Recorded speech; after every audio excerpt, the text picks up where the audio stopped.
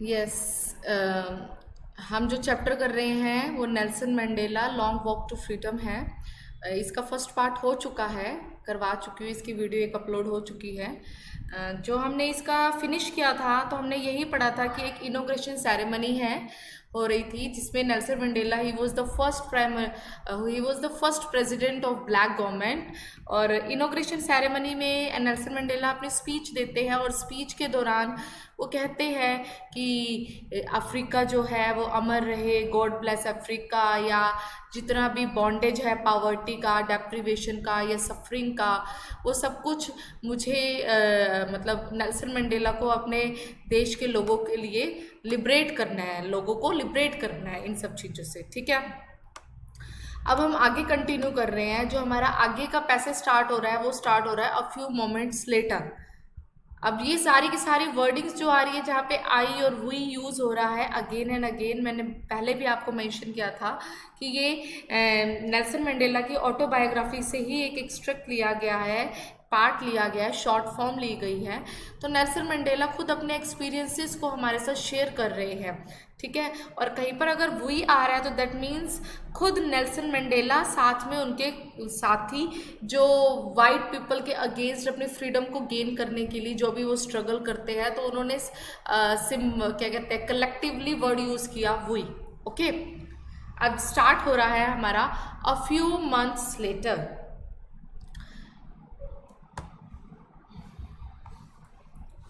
A few months later, we all lifted our eyes in awe as a spectacular array of South African jets, helicopters, and troop carriers roared in perfect formation over the Union buildings. जो inauguration ceremony हो रही थी वो Pretoria के union buildings में हो रही थी, एम्फी थिएटर, ये पहले डिस्कस हो चुका है।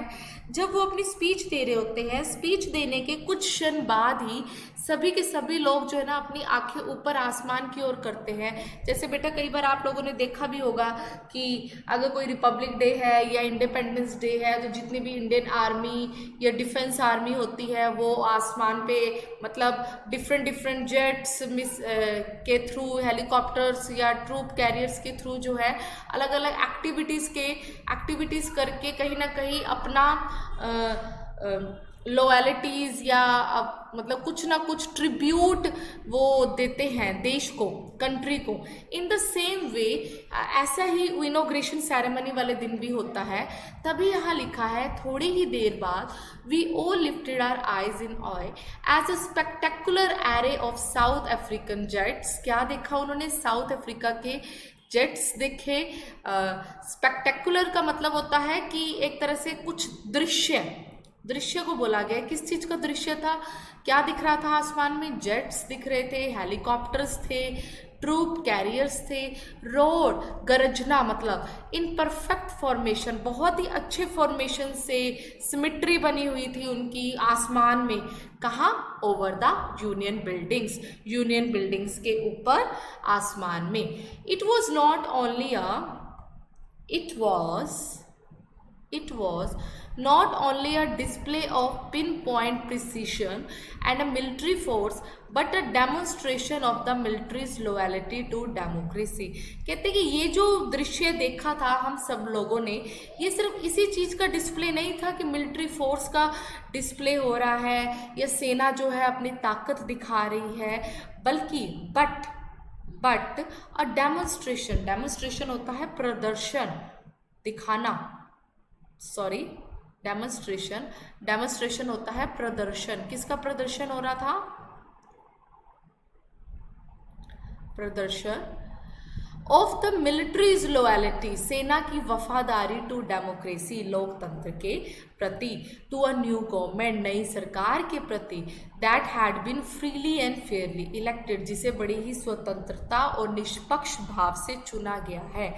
ओनली मोमेंट्स बिफोर, कुछ क्षण पहले ही, the highest generals of the South African defence force and police, और उसी से जब ये आसमान में हो रहा था उससे ही थोड़ी देर पहले ही क्या हुआ, जितने भी हाईएस्ट जनरल्स थे, ऊंचे पोस्ट पर जितने भी लोग थे, डिफेंस फोर्स थी या पुलिस थी, वो सब सभी के सभी, their chest be decked with ribbons, जिनकी जो मतलब चेस्ट है, छाती जो है, रिबन्स मेडल्स से भरी हुई थी from days gone by, saluted me, वो सारे के सारे लोग, वो सारी की सारी पुलिस, डिफेंस आर्मी मुझे सैल्यूट कर रही थी, एंड प्लेज कर रही थी, प्लेज देयर लॉयल्टी, और प्लेज का मतलब शपथ ले रही थी, किस चीज़ के लिए, कि हम वफादार रहेंगे आपके प्रति, जो नई सरकार बनी है ब्लैक गवर्नमेंट की।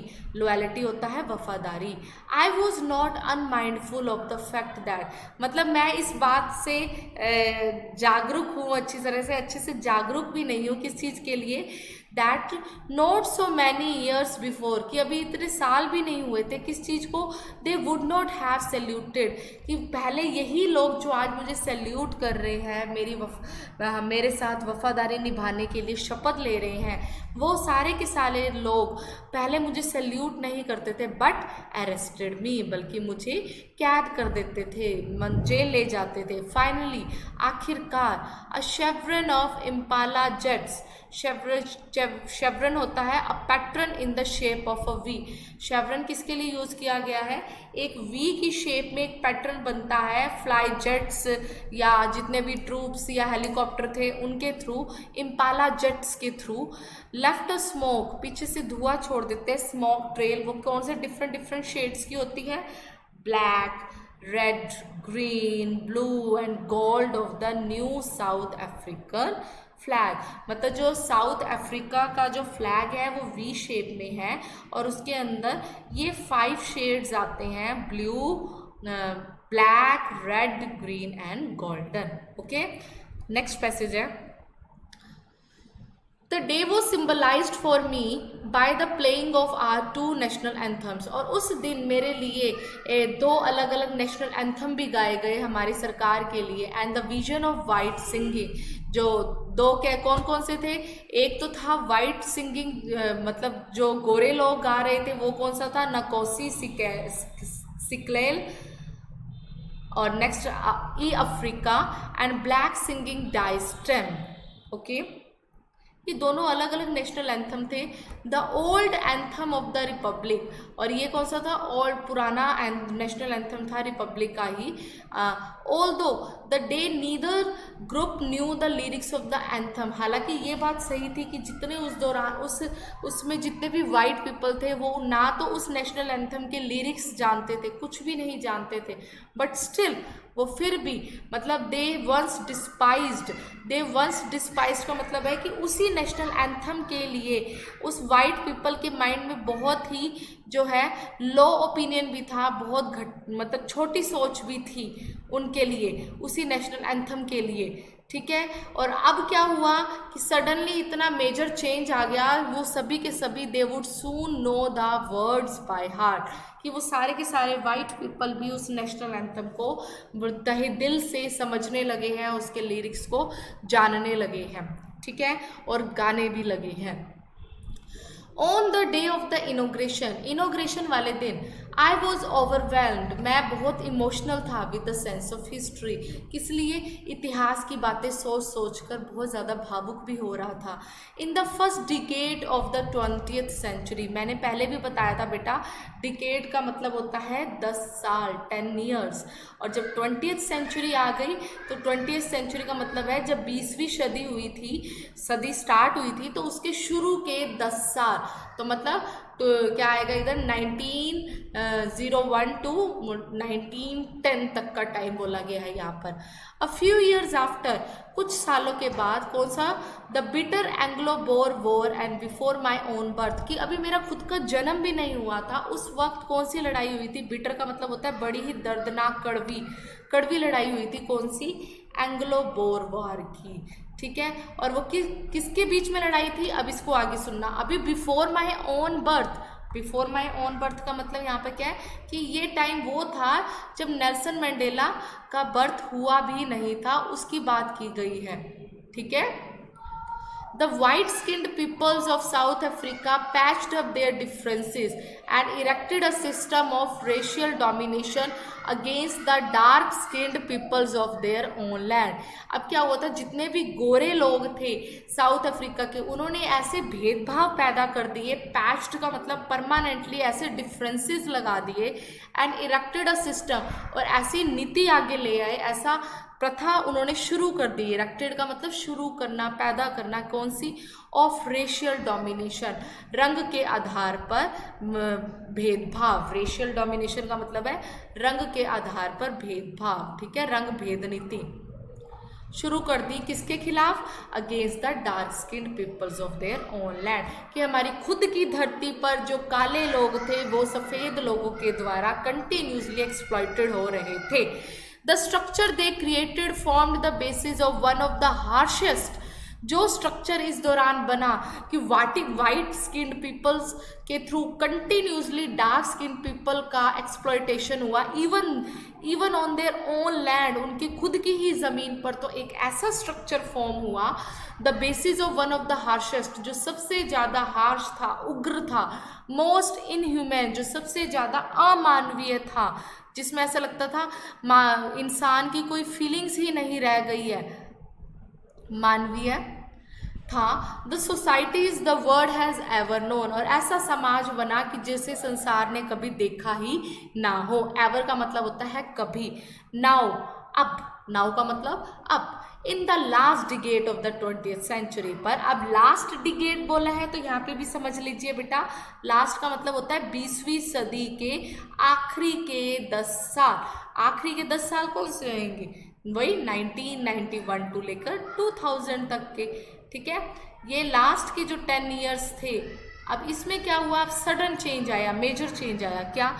And my own 8th decade as a man, और my own 8th decade as a man का मतलब खुद नेल्सन मंडेला कह रहे हैं कि ये वो टाइम था 1991 से लेकर 2000 तक का, जब मेरी उम्र क्या थी, 8 डिकेड, दैट मीन्स 80 साल का मैं खुद था। तो उस वक्त क्या हुआ, that system had been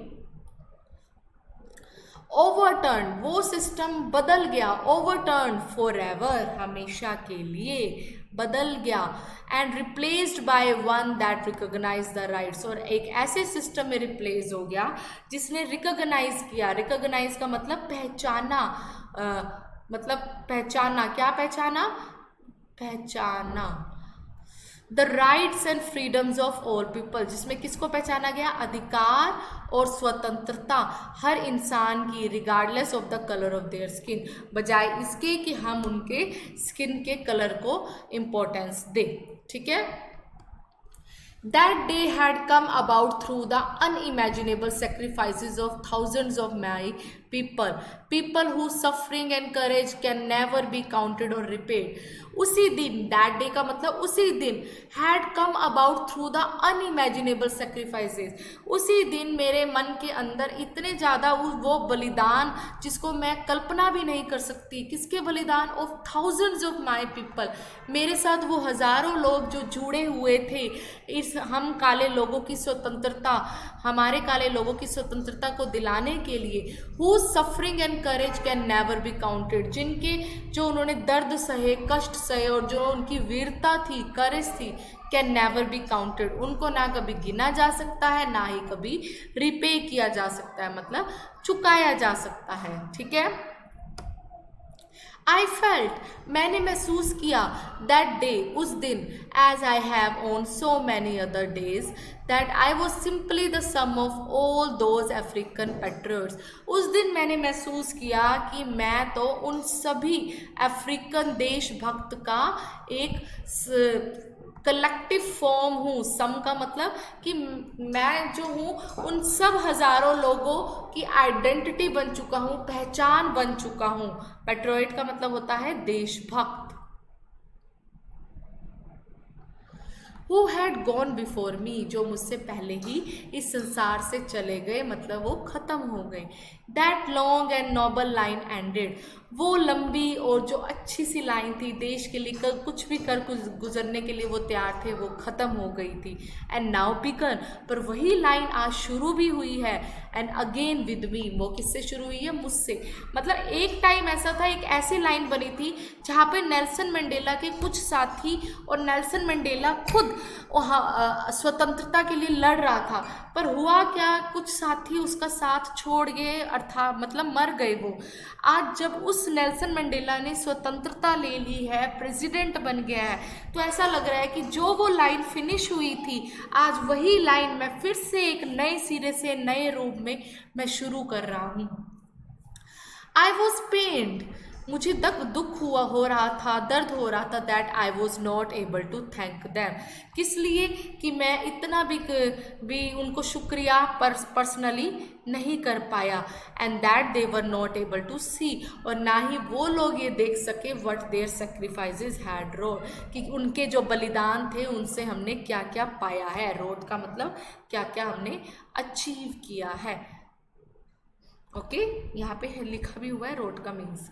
next, I hope आप सब स्टूडेंट्स को समझ में आ रहा होगा। चैप्टर काफ़ी लेंथी है, तो थोड़ी सी मैंने स्पीड ले रखी है, तो आप उसके अकॉर्डिंग 1 to 2 टाइम्स आप इसको सुन लीजिएगा, आपको चैप्टर काफ़ी इजीली क्लियर हो जाएगा। The policy of apartheid created a deep and lasting wound, wound होता है जख्म, कहते ये जो नीति थी रंग भेद की, उसने ऐसे जख्म क्रिएट किए थे इन माई कंट्री, मेरे देश में और मेरे लोगों में, बड़े ही डीप गहरे थे। All of us will spend many years, हमने कई साल बिता दिए उस जख्म को भुलाने के लिए। इफ़ नॉट जनरेशन, हालांकि हमने पीढ़ियाँ नहीं बिताई, 1 पीढ़ी 2 पीढ़ी 3 पीढ़ी, इतना टाइम नहीं लगा, पर कई साल ज़रूर लग गए, पर फिर भी रिकवरिंग, हमने सुधार किया फ्रॉम दैट प्रोफाउंड हर्ट, जो हमें गहरे घाव लगे थे, हमने उन सब से हम उभरे हैं। प्रोफाउंड का मतलब होता है deeper. But the decades of operation, पर जो ये 10 साल हो गए इस दबाव में, एंड ब्रूटैलिटी, ब्रूटैलिटी होता है नश्वर, मतलब बहुत बर्बरता, बुरा से बुरा करना, हैड अनदर अनइंटेंडेड इफेक्ट, जिसका ऐसा असर आया जिसकी तो कल्पना भी नहीं कर सकते, that was that it produce, पर इसी दबाव और बर्बरता के कारण ही कुछ ऐसे लोग पैदा हुए, दैट इट प्रोड्यूस्ड, ऐसे ऐसे चीज़ों का उदय हुआ। प्रोड्यूस का मतलब उदय हुआ किसका? द ओलिवर टैम्बोज, ये लोगों के नाम हैं जिन्होंने नेल्सन मंडेला का साथ दिया, ठीक है, जो कहीं ना कहीं अब नहीं रहे हैं, पर आज़ादी की लड़ाई में वो साथ रहे। Walter Sisulus, Chief Luthulis, Yusuf Dadoos and the Bram Fischers and the Robert Sobukwes of our time, man of such extraordinary. ये देखिए बेटा, सारी की सारी सब मेंबर्स की जो उनके साथ रहे नेल्सन मंडेला के साथ, उनकी पिक्चर्स है, ठीक है।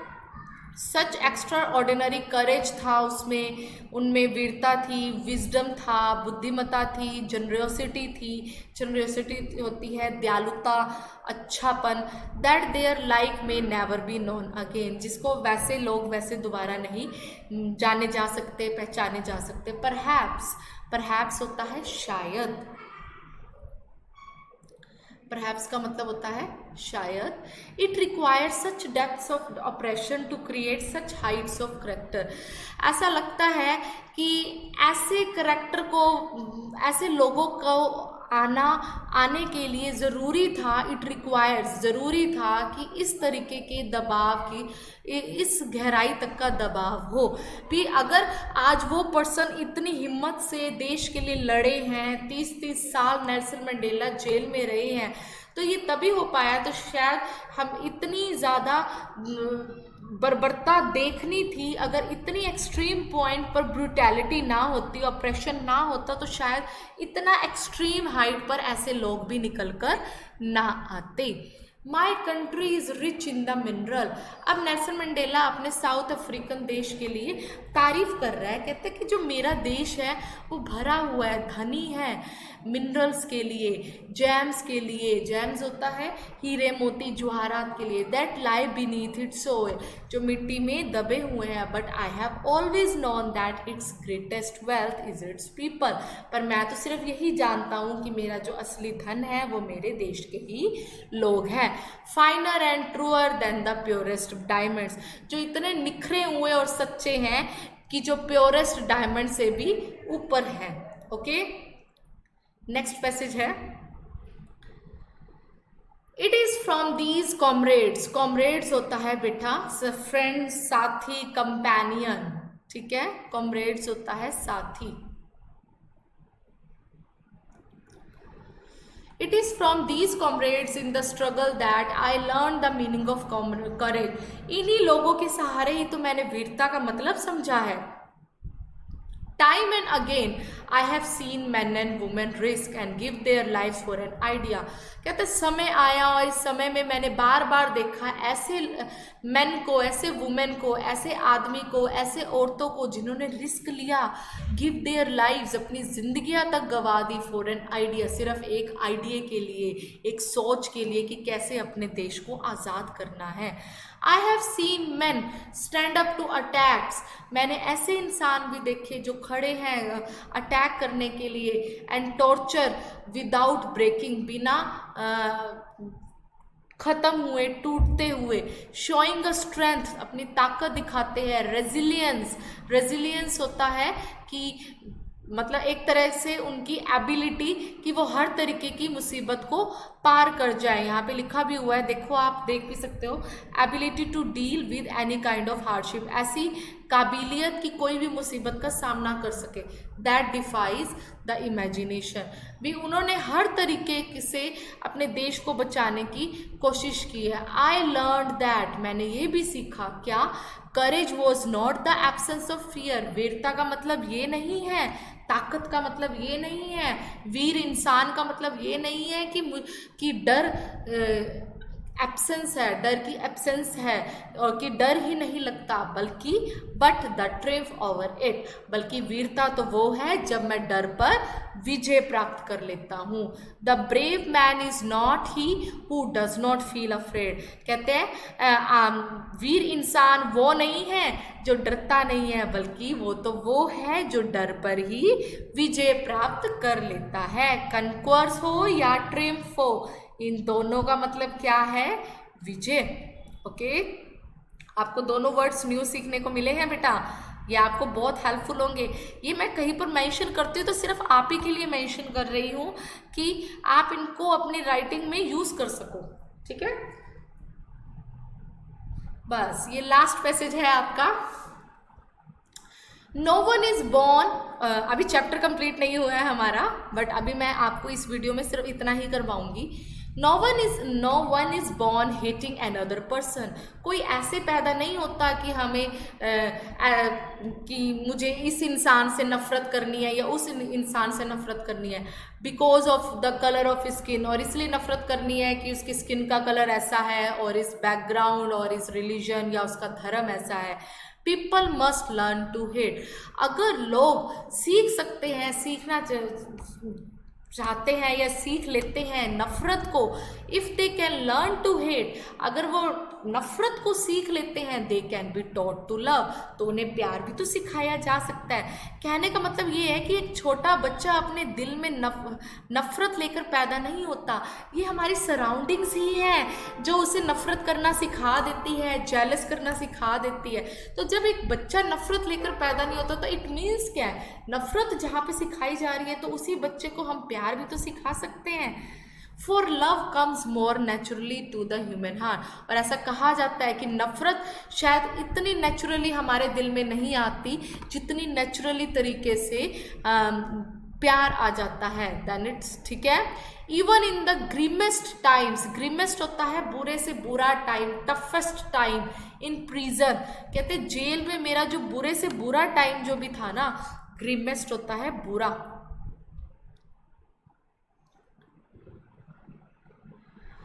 When my comrades, जब मेरे साथी and I were push to our limits, जब हमें पुश किया जाता था, दबाव डाला जाता था, I would see a glimmer of humanity, तो उस दौरान मैं देख सकता था, झलक देख सकता था किसकी? ऑफ ह्यूमैनिटी, मानवता की झलक देख पाता था किसमें? In one of the guards. मतलब जो वो गार्ड्स भी खड़े होते थे ना, जो हम पर प्रेशर डालते थे, तो उन लोगों में भी मुझे कहीं ना कहीं मानवता दिखाई देती थी। पर वो गार्ड्स भी कहीं ना कहीं जो है अपनी ड्यूटी के कारण बंधे हुए थे। ड्यूटी किस चीज़ की?